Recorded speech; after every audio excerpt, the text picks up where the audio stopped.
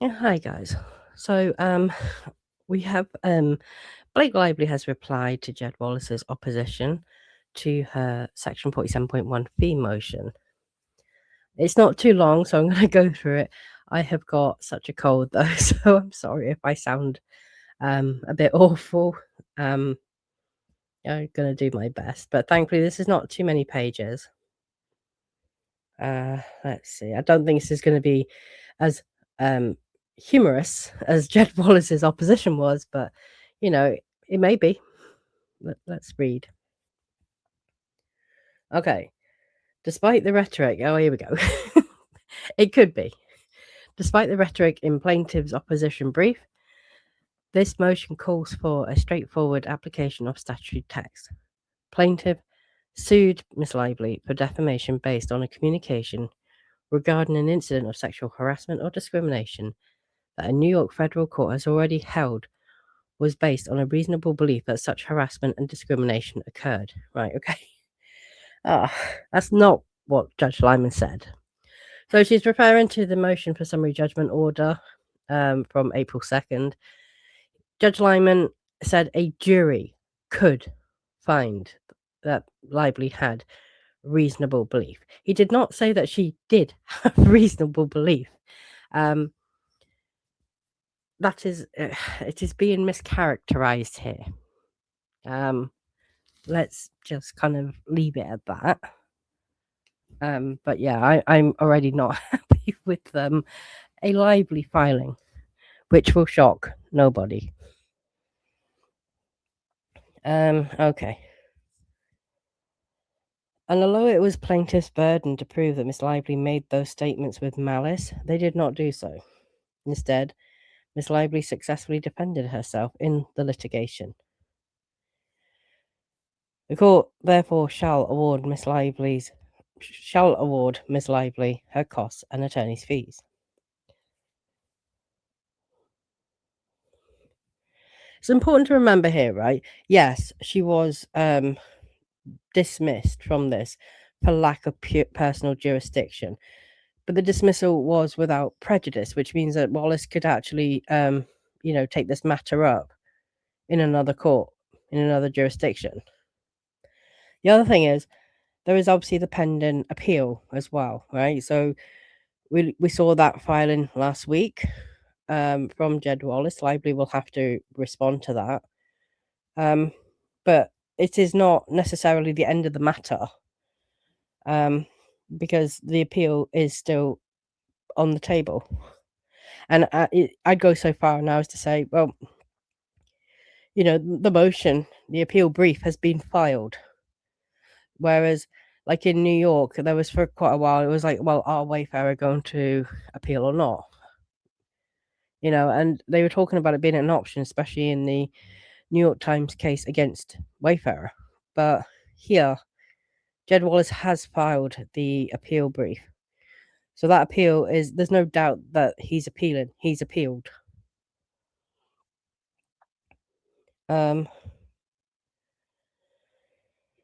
Okay.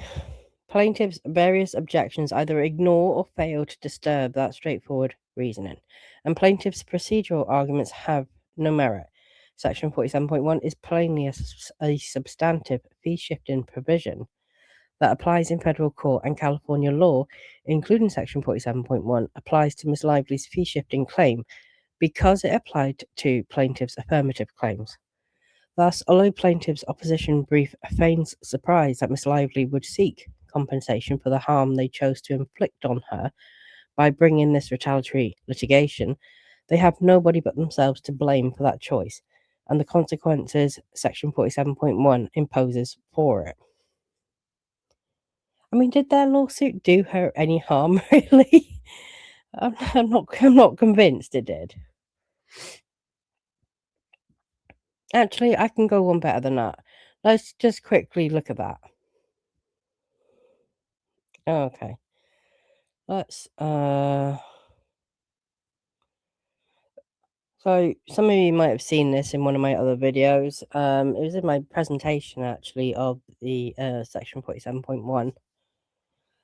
So did Wallace harm Lively? Really?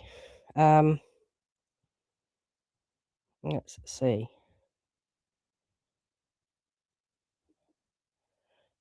Bear with me 1 second. I'm just checking a date to make sure that I am 100% sure.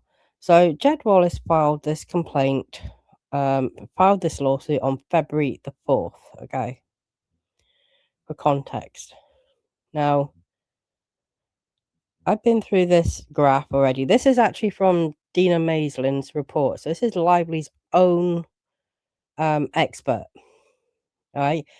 And if you look at the red bars, the red bars are referring to negative sentiment online about Blake Lively, right?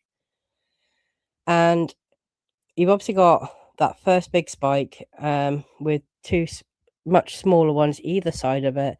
That is back in August. That's when she's saying, I was retaliated against, right? So for that entire week and a half, she had some negative publicity online and is now claiming that cost her hundreds of millions of dollars of damage, right? Despite the fact that collectively over her 20-year career, she has never earned anywhere near $100 million. And then we've got, nope. Then we've got the next big spike, right? On the right. There's like a collection of bigger spikes on the right here. So the next big one, right, after a period of next to nothing, was when Lively put her CRD complaint in the New York Times and that was published. That's that week, right? Then there was the that's the line with the where I put pink above the bar. That's when Lively filed her CRD complaint with the New York Times. Not with the CRD, but with the New York Times, right? So we're talking about the publication of the New York Times itself. Because none of us would have seen a CRD complaint without that. Then we've got January, the week of January the 12th, 2025. It's got the little green dab above it. That is when Wayfarer filed their initial complaint, their first complaint in New York against Lively. Then you've got the blue dash, right? Further on in the middle of all that. And that is the week of the 2nd of February when Wayfarer amended their complaint and we all learned about that the New York Times and Lively had actually been working together for months, right? We got that huge timeline. Jed Wallace filed his complaint the day after. Now, yeah, there's a bit of a spike there, right? And I made this point already. I put a line, this orange line across, so that there were the top 3 spikes in negative online sentiment for Lively, right? Anything under that was not as bad. And that includes Wayfarer's initial complaint being filed and their amended complaint, and would also encompass Jed Wallace filing his lawsuit against Lively. So the 3 marks that actually stayed above the line, the highest spikes, the top 3 highest spikes that to Lively's kind of the online negative online chatter about her. The first one was her marketing of the film. The second one was her CRD and her allegations in the New York Times article. And then the third one, this big spike with the purple over it. And I've had to put the dabs across 2 spikes because this event actually happened in between, right in the middle between these 2 weeks. So to just cover all bases, I dabbed on 2 bars. But that event was actually Lively's amended complaint being filed. Her amended complaint. So the top 3 hits to Lively's reputation online, according to Lively's own expert, was her marketing of the film, her CRD being published in the New York Times, and then her amending her complaint. Because obviously, I think everyone was pissed off with what they saw in Wayfarer's amended complaint and all the evidence, and we wanted to see what Lively was going to bring to the table that would, like, knock out the park. It was nothing, by the way. If you've been here long enough, you will know that. But where's the harm? I mean, I think she's really just going to be looking for attorney's fees, so it's not going to make too much difference. But I just like to go back and look at this stuff and go, when she's like, oh, well, the harm that Lively suffered. Woman, you did not suffer any harm. Okay. Let's see. So, Section 47.1 applies in federal court. Plaintiff's lead argument is that Section 47.1 is a procedural state law that does not apply in federal diversity litigation. That is incorrect. As plaintiffs concede, in diversity actions like this one, state substantive law applies unless it is preempted by a valid federal rule. In other more difficult cases that can require courts to wade into Erie's murky waters and determine whether a particular state law is substantive or procedural. But here, those murky waters are clear. Fee-shifting statutes limiting fee awards to prevailing parties are substantive for Erie purposes. For example, in Exxon Court, the Fifth Circuit confronted an Alaska rule that awards attorney's fees to the prevailing party in a civil case. The Fifth Circuit explained that Alaska Rule 82 hinged an award on success in the underlying lawsuit, a critical distinction reflecting the blurry line between substance and procedure and rendering Rule 82 substantive. As is undisputed, the same is true of Section 47.1. California law, including Section 47.1, applies to Ms. Lively's fee claims. Plaintiffs agree that the relevant choice of law framework is Section 145 of the second restatement, which looks to 1. Where the injury occurred, 2.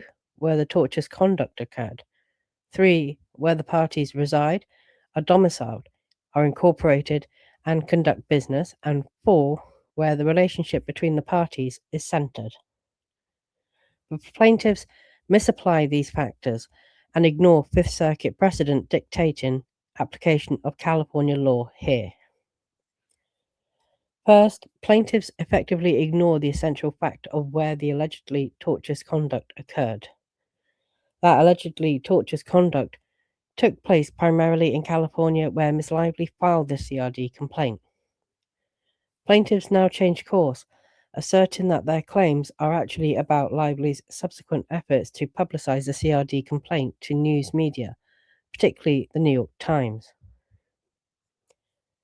But that recharacterization of plaintiffs' claims ignores that plaintiffs did assert their defamation claims here based on the filing of the CRD complaint itself. And it also ignores that a claim based on publicizing California-based conduct in other jurisdictions still has a California nexus. In fact, when plaintiffs sued the New York Times itself for the very same events, the Times publication of an article about the CRD complaint, plaintiffs did so in California and under California law.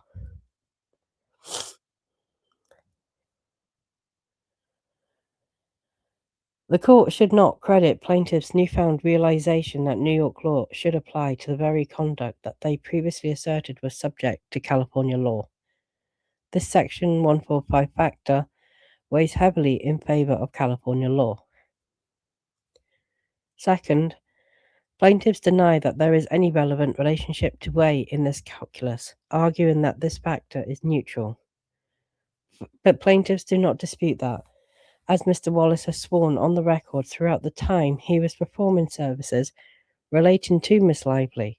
He understood himself to be doing business and providing his services to individuals in California, and that is where he considered the impact of his work to be located. California is both where plaintiffs understood the impact of their work to have occurred and where Miss Lively filed the claim arising from that work, which is, in turn, the subject of this case. Any relevant relationship between these parties was centered in California. Third, plaintiffs place their emphasis on the place of injury, which, in plaintiffs' telling, equates to the place where Mr. Wallace resides and where Street Relations is headquartered, although not, as plaintiffs concede, where Street Relations was incorporated at the relevant time. In other words, plaintiffs' argument is that Texas law should apply to this defamation case because they were residing in Texas when the challenge statements were made. But plaintiffs ignored Nix, a Fifth Circuit case that squarely holds that a plaintiff's mere residence in Texas is insufficient to trigger application of Texas law when the other Section 145 factors point elsewhere. Here, other than plaintiffs' alleged residence, even setting aside Streets California incorporation, there are no non-conclusory allegations that connect plaintiffs' claimed injuries to Texas specifically. Indeed, plaintiffs cannot deny that their allegations complain of Lively's publication of the CRD complaint to news media in New York and elsewhere. As in Nix, plaintiffs allege injury based upon the alleged spread of the statements spanning the entire country and not Texas specifically. As in Nix, that is insufficient to trigger application of Texas law in a defamation case. Plaintiffs have no answer to this argument and do not even mention Nix.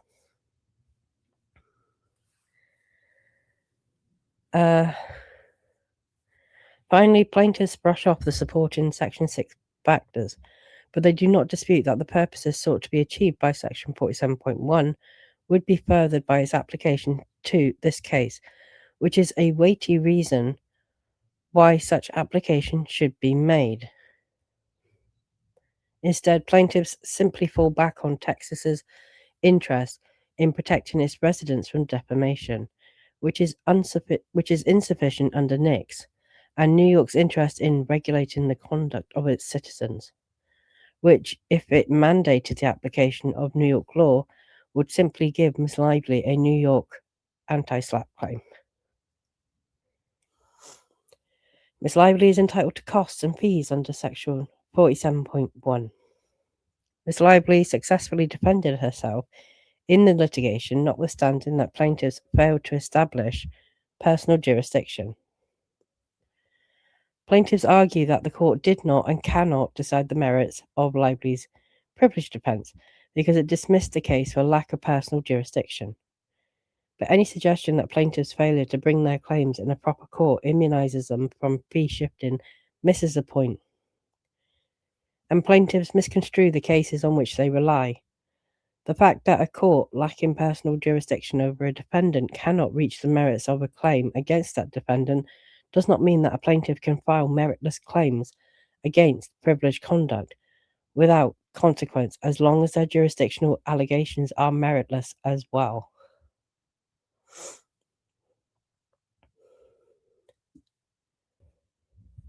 Plaintiffs' entire argument on this point rests on the uncontroversial proposition that a dismissal for lack of personal jurisdiction is not a judgment on the merits. According to plaintiffs, that means that the court cannot have made the merits determinations that plaintiffs suppose must be essential to Miss Lively's Section 47.1 motion.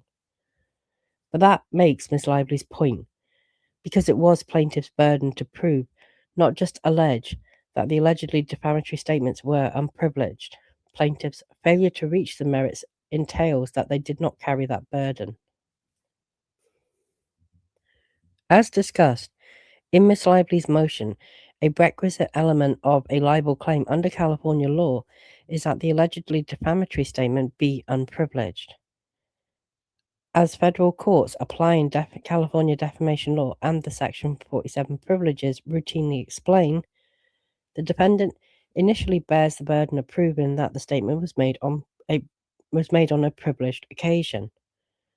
But as is well established, a court can, and at the motion to dismiss stage, must make that determination not by requiring the defendant to offer evidence of her own, but solely by looking at the allegations in the plaintiff's complaint.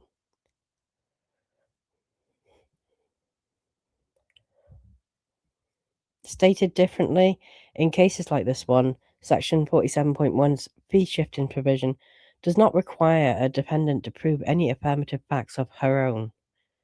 Instead, Section 47.1 attaches consequences to a plaintiff's failure to prove that an allegedly defamatory statement was unprivileged.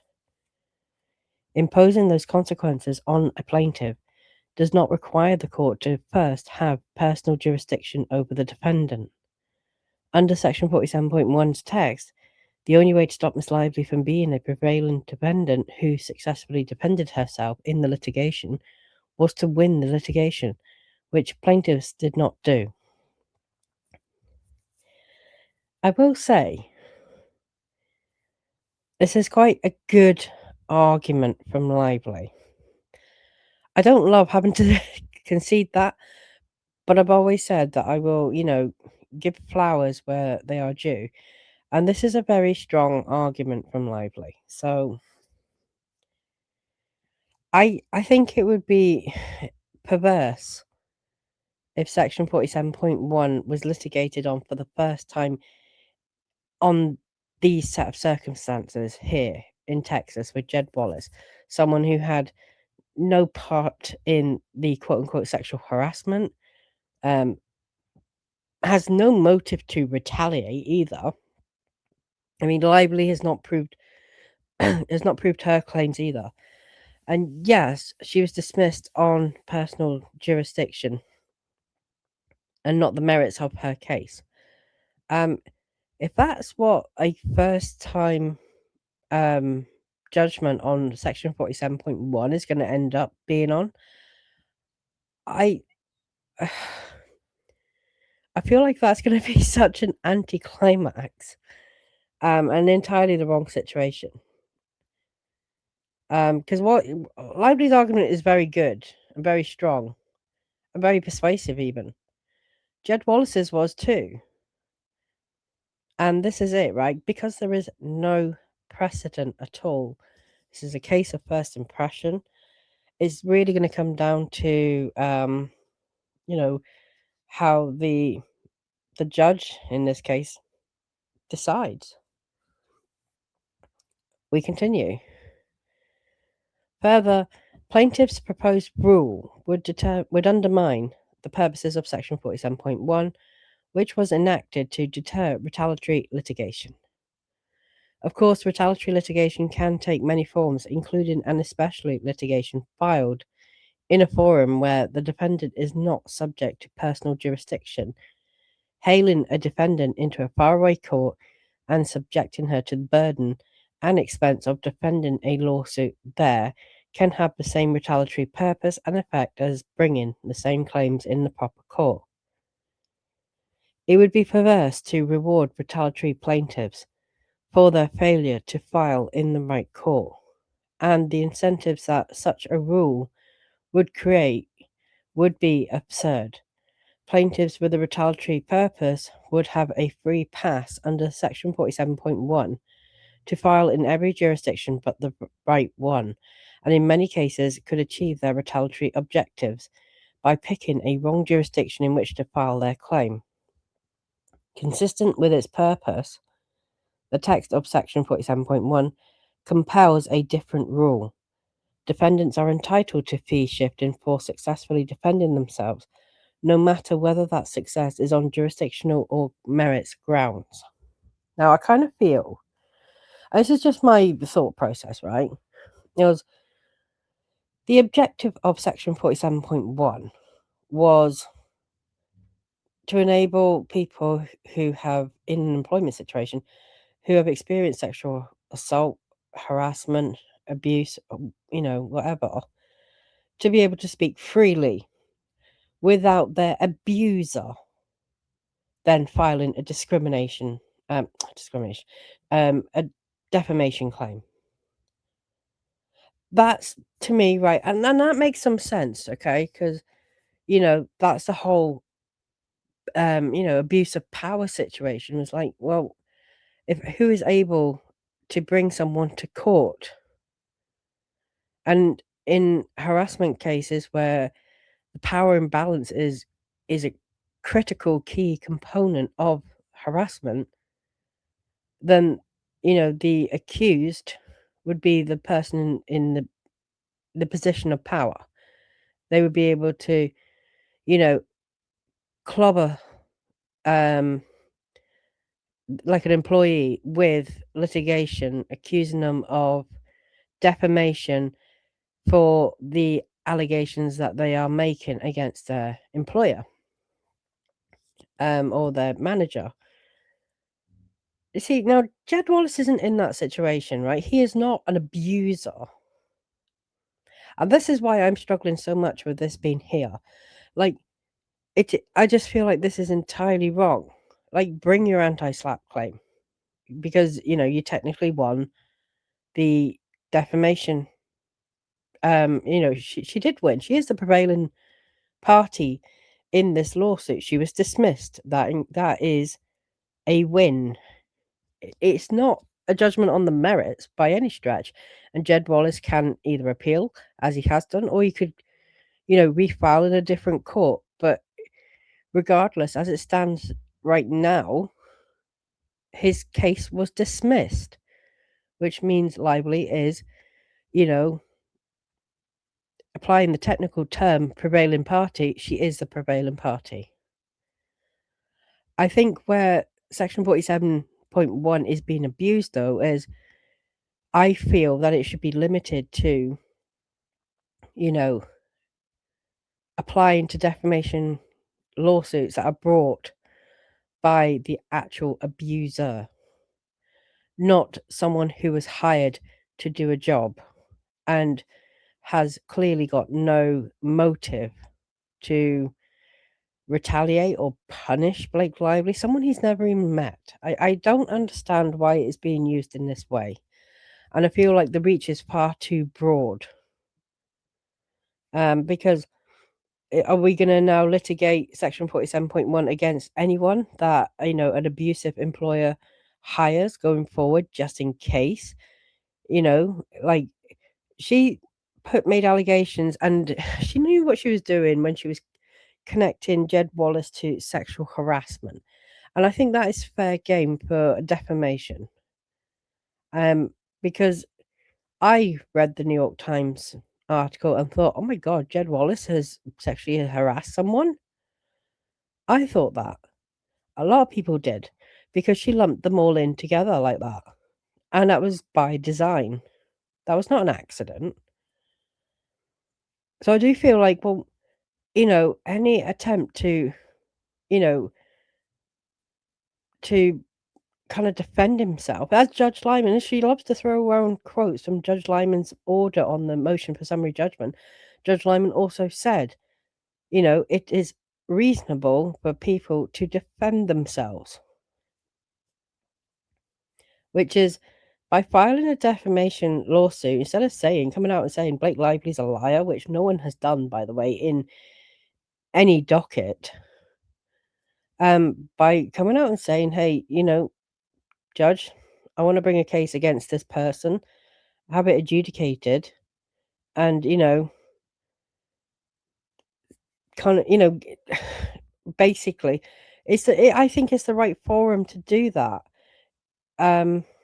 My brain is turning to mush because I'm full of cold, but I think that was the more pragmatic way to do things than to just kind of flat out start screeching into the void. Blake Lively's a liar. She misrepresented Jed Wallace, right? And he's no angel by any stretch.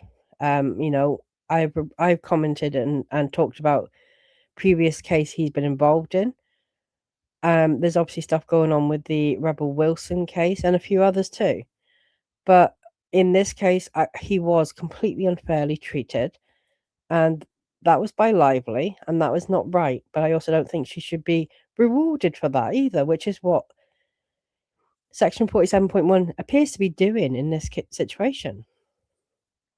I don't know. It's just a thought process, but and I'm probably not being the clearest at the moment. Let's continue.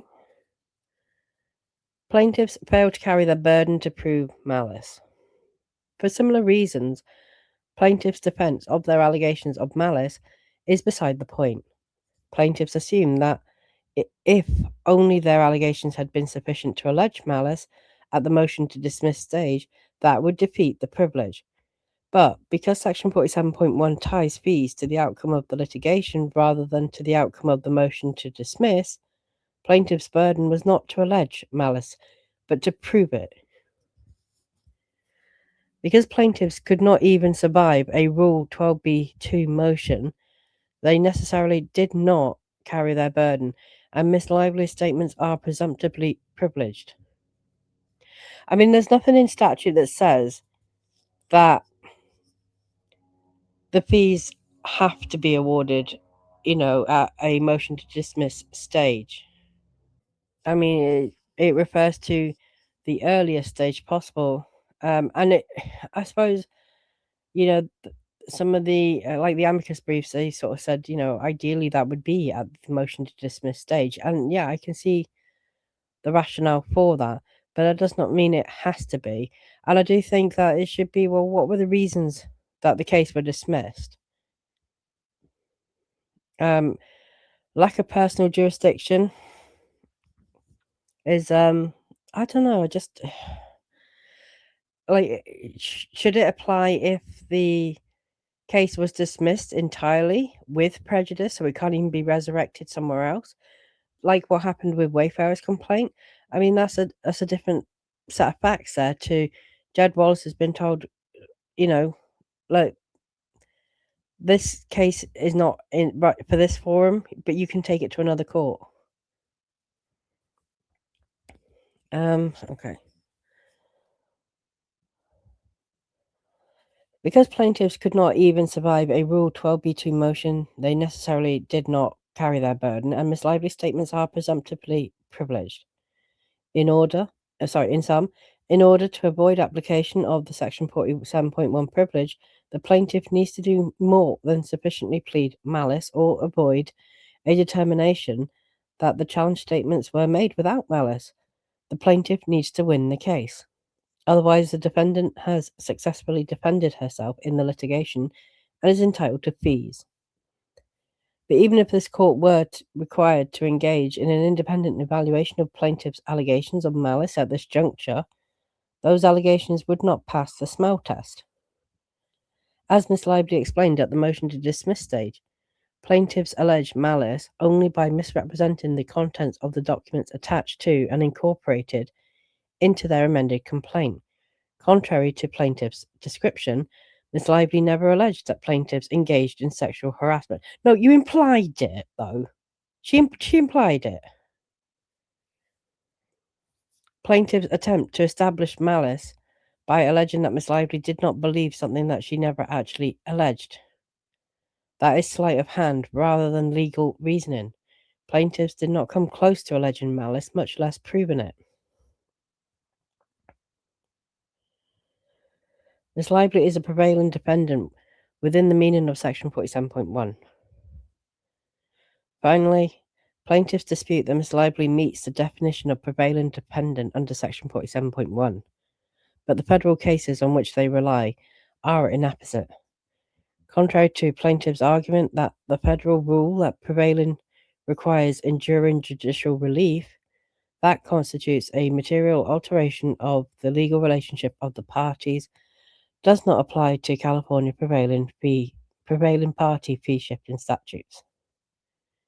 California courts recognize that the principle behind those federal cases, the firmly entrenched policy disfavoring attorney fee awards to prevailing defendants in civil rights cases, does not carry over to statutory privileges against retaliatory litigation such as the anti-SLAPP statute. Instead, courts interpreting the California anti-SLAPP statute hold that the critical issue is not the grounds for dismissal, but which party realized its objectives in the litigation. And contrary to plaintiff's argument, cases interpreting California's anti-SLAPP statute do have significant weight on this issue because, as discussed above, the California anti-SLAPP fee shifting provision ties an award of fees to success in a particular legal proceeding, not to success on the underlying legal claim or to a material alteration in the legal relationship between the parties. This contrasts, for example, with a different provision of California law that awards fees in contract cases only to the party who is determined to be the party prevailing on the contract. Language that leaves courts with discretion to include that fees should not yet be awarded because the dismissal did not end the contractual litigation but merely moved it to another forum, at least where the action had been promptly refiled in the appropriate forum. Like California's anti-SLAPP statute, Section 47.1 awards fees based on the outcome of a particular proceeding. For defendants successfully defending themselves in the litigation, not success on the merits of a particular claim, regardless of venue. Reflecting its purpose to deter retaliatory lawsuits, Section 47.1 is thus lawsuit-specific, not claim-specific. Because Ms. Lively successfully defended this lawsuit, the litigation in Section 47.1's words, she is entitled to attorney's fees incurred in that defence, whether or not plaintiffs seek to reassert their claims in another forum. The ordinary meaning of prevailing defendant leads to the same result. Where the California Supreme Court was called upon to interpret the term prevailing party, its ordinary or popular sense, because it had been used in a contract, the California Supreme Court focused on which party had succeeded in their litigation objective. The same test used to interpret prevailing in the anti-SLAPP statute. Plaintiff's objective in bringing this litigation was to obtain the relief requested in the complaint. The objective of the defendants in this litigation was to prevent plaintiffs from obtaining that relief. Because the litigation terminated in voluntary dismissal with prejudice, plaintiffs did not obtain by judgment any of the relief they requested, nor does it appear that plaintiffs obtained this relief by another means, such as a settlement. Right, okay, let's just moment there, right? Here's the key words, yeah?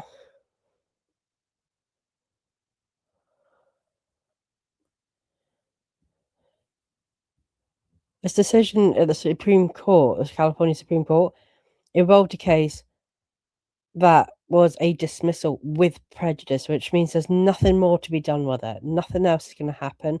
Can't go to another court. That's it. An appeal may have been an option. They may not have exercised that appeal right. But, you know, when we're talking about, is because the litigation terminated voluntary dismissal with prejudice, plaintiffs did not obtain judgment any of the relief they requested. So Jed Wallace is still able to obtain relief by judgment. That is still a possibility if he is successful on appeal, or if he chooses, to refile. Say, I think California would be the best place, next best place. I do. I think that would be the next best place for him.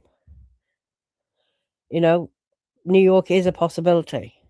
The fact that he was dismissed from New York is irrelevant because it is the parties are in different order and it's a different set of claims, although it's based on the same set of circumstances. New York undoubtedly would have personal jurisdiction over Lively because she lives there. She has constantly made the case that, she lives there and there is personal jurisdiction. I mean, when she filed her second amended complaint, trying to keep Wallace in New York, even just sending a tweet referring to the fact that she's in New York or referring to the fact that she's doing an interview in New York was, in her mind, enough. And Jed Wallace should have known this. So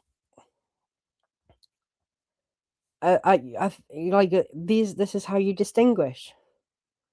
Is you say, like, they're now citing a case here, the case of Santizas from 1998. It went to the California Supreme Court, and this case set the standard, basically the precedent for how to interpret prevailing in terms of anti-SLAPP statute. But in this case, the lawsuit was dismissed with prejudice. Judge Wallace's case has not been dismissed with prejudice. How much difference will that make? I don't know.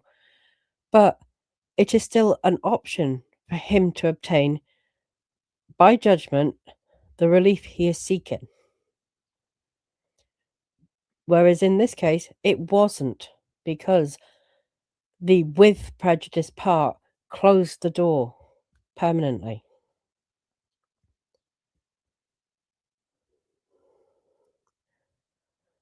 Therefore, plaintiffs failed in their litigation objective and defendants succeeded in theirs.